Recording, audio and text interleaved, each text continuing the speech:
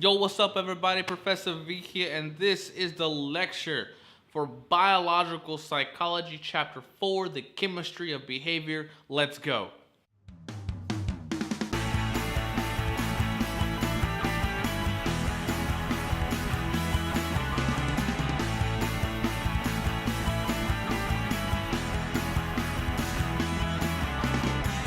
In chapter 1, when we looked at all the fields that make up biological psychology, well, here are two more.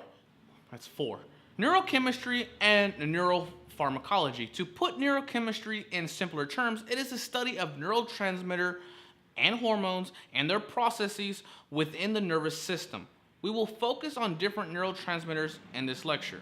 Neuropharmacology is how different compounds, drugs, and medicine affect nervous system functioning. There are many substances in our bodies, with neurotransmitters being one of them. In order to be considered a neurotransmitter, a chemical must meet a certain criteria. 1. The substance must exist in the axon terminal. Remember in the past 2 chapters when we discussing action potentials and synaptic transmission? The neurotransmitter is housed in synaptic vesicles within the axon terminals. 2. The neuron that houses a specific neurotransmitter must have the proper enzymes to create the neurotransmitter. If a neuron doesn't have these enzymes, the neurotransmitter cannot be created. 3. When an action potential reaches the axon terminal, the neurotransmitter must be released from the axon terminal in a large quantity to bind to the receptors on the postsynaptic cell. 4. When the neurotransmitter is released from the axon terminal during exocytosis, the postsynaptic neuron must have the proper receptors for the specific type of neurotransmitter on the postsynaptic membrane. 5. When experiments are done on the nervous system, the neurotransmitter effects are either increased or blocked entirely, which then results in the changes in the postsynaptic neuron. And lastly, blocking the neurotransmitter from going through exocytosis prevents any changes in the postsynaptic cell. If a chemical is blocked and there are changes in the postsynaptic cell, then that chemical is not a neurotransmitter. If any of these things are untrue of a chemical, then that chemical is not a neurotransmitter. Many substances have been identified as neurotransmitters according to formal criteria. Many more possible transmitters are being evaluated, so the total number of neurotransmitters is likely to continue to grow. The neurotransmitters in which we will be discussing in this chapter are acetylcholine, dopamine, norepinephrine, also known as noradrenaline, serotonin, glutamate, GABA, and the category of neurotransmitters called endorphins. As the semester progresses, other neurotransmitters will be added to this list. Another fact of neurons is that they can only house one type of neurotransmitter, meaning if acetylcholine or ACH is in the synaptic vesicle of a neuron, it is inside all the synaptic vesicles of that neuron. Acetylcholine or ACH was the first neurotransmitter to be discovered.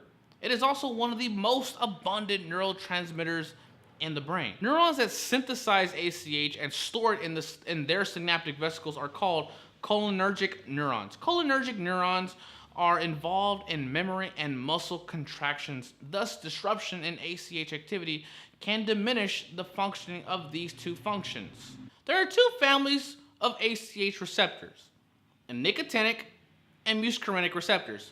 Muscles use nicotinic receptors, and ACH has an excitatory effect, meaning it causes your muscles to contract and allow you to move your limbs.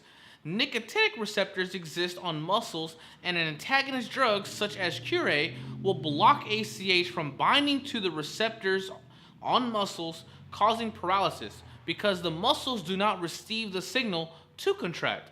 Nicotine, such as found in cigarettes, act as agonists on nicotinic receptors and increase the effects of ACH. This will cause excited motor behavior, which is one reason why chain smokers are very jittery. Muscarinic receptors respond to both the chemical muscarine and ACH. It has been seen that antagonists for ACH for muscarinic receptors disrupt memory and learning, suggesting that muscarinic receptors are involved in learning and memory. Cholinergic neurons project to the entire brain, but notably to the hippocampus, which is the area of the brain that is responsible for forming long-term memories. When ACH receptors are damaged or there is widespread loss of cholinergic neurons, this results in Alzheimer's disease.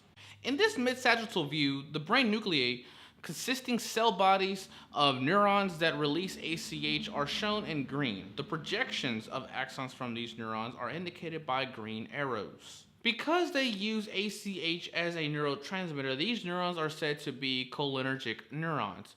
Important clusters of cholinergic clusters are found in the basal forebrain, including the septal nucleus and nucleus basalis. They project to the hippocampus and amygdala, which is involved with long-term memories and emotional memories, as well as throughout the cerebral cortex. Dopamine is a neurotransmitter involved in control of movements and the sensations of pleasure, and is found in two different pathways in the brain that are involved in different functions: the mesostriatal pathway and the mesolimbocortical pathway. The mesostriatal pathway goes from the substantia nigra to the striatum, which consists of the caudate and putamen in the brain. All of these parts of the brain are part of the basal ganglia, which has a role in the ability to control voluntary motor movements. It has been seen that there is an absence of dopaminergic neurons, neurons that contain dopamine, in those that suffer from Parkinson's disease. In Parkinson's disease, people have a difficult time controlling motor movements in their limbs. The mesolimbocortical pathway originates in the ventral tegmental area, or VTA, and projects to the limbic system and various parts of the cortex in the brain. Within the limbic system of the brain, specific parts are the amygdala, nucleus accumbens, and hippocampus. Dopaminergic neurons respond to reward and fire action potentials, reinforcing the behavior or cognition the person is experiencing. Those that suffer from schizophrenia often have less dopaminergic neurons than most people. As you can see here, neurons in the pathways represented in this mid-sagittal view release dopamine and thus are called dopaminergic. You can see the projections of the mesostriatal pathway and the mesolimbocortical pathway. Norepinephrine, or noradrenaline, is a neurotransmitter involved in a various amounts of functions, including mood, overall arousal, and sexual behavior. Neurons that contain norepinephrine in their synaptic vesicles are called noradrenic neurons. They are found throughout the brain, as well as the cerebellum and the spinal cord. Here you can see the main clusters of neurons that use norepinephrine as a neurotransmitter in the locus coeruleus and the lateral tegmental area. From the locus coeruleus, noradrenic neurons extend to the cerebral cortex, limbic system, and thalamus. The cerebellum and spinal cord also receive noradrenergic innervation.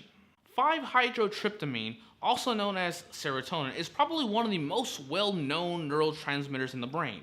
Neurons that contain serotonin as its neurotransmitter are called serotonergic neurons, and there is a very small amount in the brain. Serotonin is heavily involved in mood, sleep, and appetite, as much of serotonin is actually produced in the gut. Antidepressants increase serotonin activity in the brain as they increase serotonin activity by blocking the reuptake of serotonin back into the presynaptic neuron. The neurons in the nuclei shown in this mid-sagittal view release serotonin and thus are said to be serotonergic. Large areas of the brain are innervated by serotonergic fibers, although serotonin cell bodies are relatively few and are concentrated along the midline in the raphe nuclei of the midbrain and brainstem. Two other neurotransmitters you need to be familiar with are glutamate and GABA. Glutamate is one of the most abundant excitatory neurotransmitters in the brain. Glutaminergic neurons are involved in learning, memory formation, and the development of the nervous system. Glutamate is also involved with excitoticity, a process that takes place when there is neural injury, such as a stroke or trauma, provokes an excessive release of glutamates that overexcite cells, eventually killing them. GABA is the most abundant inhibitory neurotransmitter. GABA has been shown to be involved in sleep and inhibition of movements. However, it is also known to quell anxiety. GABA binds to the same receptor sites that are affected by tranquilizing drugs and alcohol. In fact, the effect of alcohol is to enhance the effects of GABA, which causes the general inhibition of the nervous system associated with getting drunk. This makes alcohol an agonist for GABA. Endorphins is a category of neurotransmitters that are released when a person is hurt. They are involved in pain relief and control. When the brain gets the pain message, it triggers the release of endorphins. The endorphins bind to receptors that open the ion channels on the axon. This causes the cell to be unable to fire its pain signal, and the pain sensations eventually lessen. For example, you might bump your elbow and experience a lot of pain at first, but the pain will quickly subside to a much lower level. Athletes may injure themselves during an event and yet not feel pain until after the competition is over, when the endorphin levels go down.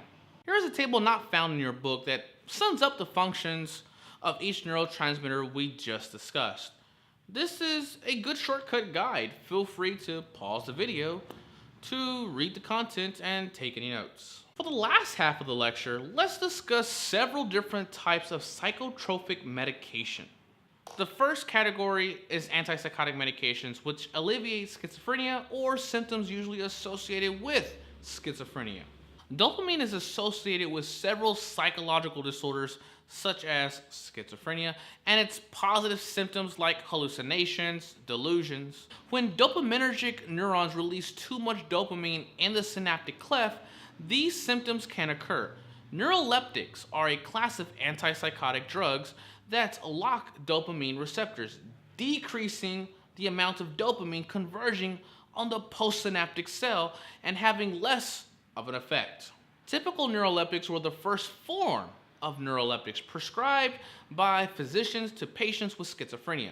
However, the downfall was the number of side effects.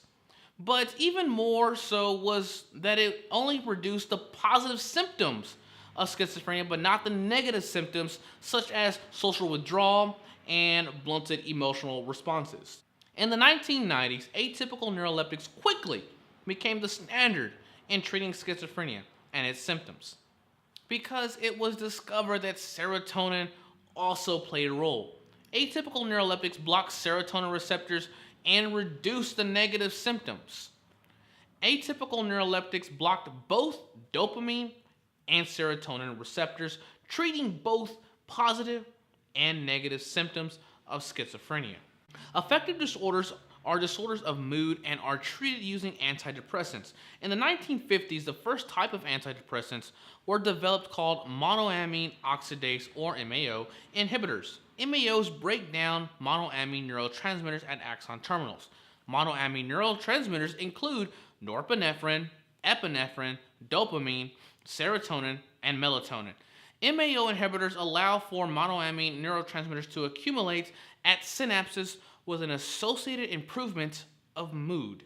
Tricyclics were created to combat side effects as well as improve functioning of antidepressants. They combat depression by increasing the synaptic content of the monoamines norepinephrine and serotonin. They block the reuptake of neurotransmitters in the presynaptic axon terminal and thereby allowing the transmitter to accumulate in the synapse. More recently, SSRIs were developed to, again, improve the functioning of antidepressants and lower side effects. They function in the same way as tricyclics, meaning they allow the buildup of serotonin plus norepinephrine and SNRIs, selective neuroepinephrine reuptake inhibitors, in the synapse by blocking the reuptake back into the presynaptic axon terminal. However, they also have their own side effects, including disturbances in sexual function and a delayed effect. We will discuss SSRIs again in chapter 16. Anxiolytics, sometimes called tranquilizers, treat panic attacks, phobia, and general anxiety. They work by depressing or reducing nervous system activity. They are not antidepressants. Barbiturates were the first anxiolytic developed to reduce anxiety and promote sleep. However, it was quickly realized that they were highly addictive and they were easily overdosed on, causing death. In the 70s, benzodiazepine agonists were developed to combat the addictive properties of barbiturates. They enhance the functioning of GABA, which calms down a person. The release of GABA is a natural body response when we experience nervousness and anxiety. Anxiolytics enhance the effectiveness of GABA. Alcohol is perhaps the original anxiolytic, but their anxiety-fighting properties come at the cost of intoxication, addiction potential, and neuropsychological impairment with long-term abuse, so it is not suitable for therapeutic use. Taken in moderation, alcohol is harmless. The psychoactive effect of alcohol is biphasic. There is a stimulant phase followed by a depressant phase. If you think about someone who is drunk, usually there is a period in which they may be overly friendly or overly talkative, and then after a while they crash, pass out, or even vomit. The overly friendly and talkative is the stimulant phase, while the crash is the depressant phase. Alcohol increases GABA inhibitory effects, causing social disinhibition and the impairment of motor coordination that occurs just after a few drinks. Alcohol also affects dopamine pathways, which result in the euphoric feelings that many people experience when having a drink. Chronic use of alcohol damages neurons in the frontal lobe, cerebellum, and hippocampus, causing prominent pathological changes. Some changes are in personality, cognitive functioning, reasoning, decision-making skills, judgment, motor coordination, balance, and memory problems. We will talk more about the effects of alcohol on memory in chapter 17. Alcohol use in expecting mothers can result in fetal alcohol syndrome, which we will discuss more in chapter 7. It is not clear whether it is safe for pregnant women to consume any alcohol, even in small quantities. Opium, which are extracted from poppy flower seed pods, contain morphine, which is an effective painkiller that can be highly addictive. Heroin, which was initially used as a painkiller, and other powerful opiate painkillers such as oxycodone are also very addictive. These opiates bind to the opioid receptors in the brain, which are found in the limbic system and hypothalamic areas of the brain, as well as the locus coeruleus and the periaqueductal gray. They increase the effects of endorphins and other endogenous pain-killing neurotransmitters. The opium poppy has a distinctive flower and seed pod. The bitter flavor and CNS actions of opium may provide the poppy plant a defense against being eaten. It is crazy that something so harmful to the brain can come from such a beautiful plant. These are the three families of endogenous opiates, or our body's natural painkillers. The opiates act as agonists toward these endogenous opiates, causing addiction. Marijuana, pot, weed, grass, ganja, dope, herb, reefer, Mary Jane, chronic, blaze, Texas tea, cannabis. Oh, now I got your attention, huh? Okay. All of these names are street names for marijuana, which comes from the Cannabis sativa plant. The Cannabis sativa has an active ingredient, THC. They have an effect on cannabinoid receptors in the brain and causes relaxation, mood alteration, stimulation, hallucinations, and paranoia. Casual use of marijuana is generally harmless, but heavy use can be harmful. Heavy use is associated with respiratory problems, addiction, psychiatric disorders, and cognitive decline. Adolescents who use marijuana appear to be more likely to develop psychosis in adulthood. However, it is not clear if marijuana causes psychosis or whether adolescents who are pre-psychotic are more likely to turn to marijuana. Cannabinoid receptors are concentrated in the substantia nigra, the hippocampus, and the cerebral cortex. Lastly, stimulants. While there are other drugs that affect behavior, cognition, and the nervous system activity, the last one we are going to cover are different types of stimulants. Stimulants are drugs that have excitatory effects and therefore have an alerting, activating effect. Nicotine, which we discussed earlier in this chapter, enters the blood and brain much more rapidly when it is smoked in cigarettes than any other tobacco product. Nicotine increases heart rate, blood pressure, secretion of hydrochloric acid in the stomach, and intestinal activity. While we know the effect of smoking on the lungs, smoking and nicotine exposure can have lasting effects on attention and cognitive development, especially in adolescence. They impair glutamatergic synapses in the prefrontal cortex of the brain. They also, as discussed earlier, act as agonists on nicotinic ACH receptors. Cocaine is a hell of a drug. Also extracted from a plant called the coca shrub, is a highly addictive stimulant with long-lasting effects. Cocaine acts by blocking monoamine transporters, especially those for dopamine, slowing reuptake of the neurotransmitter and therefore boosting their effects. Chronic cocaine use can provoke symptoms similar to psychosis. Amphetamine chemical structure resembles norepinephrine, epinephrine, and dopamine.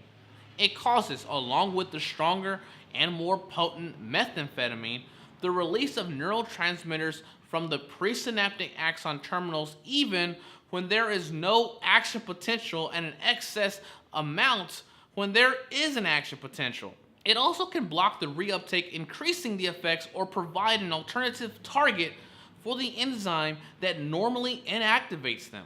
Addiction and tolerance to amphetamine and methamphetamine develops rapidly, requiring even larger doses, leading to sleeplessness, severe weight loss, and general deterioration of mental and physical condition. Prolonged use may lead to symptoms that closely resemble those of paranoid schizophrenia, and many users have been misdiagnosed with schizophrenia. They also act on the autonomic nervous system to produce high blood pressure, tremors, dizziness, sweating, rapid breathing, and nausea. Many people who chronically abuse it and quit still show symptoms of brain damage, which is irreversible. In the end, there's only one thing to say. Drugs are bad, okay? It's a bad thing to do drugs, so don't be bad. Well, this wraps up the lecture for chapter 4. Hope you enjoyed it, learned something that you didn't know, got a bit scared to use drugs, and I will see you in the next lecture. Ciao.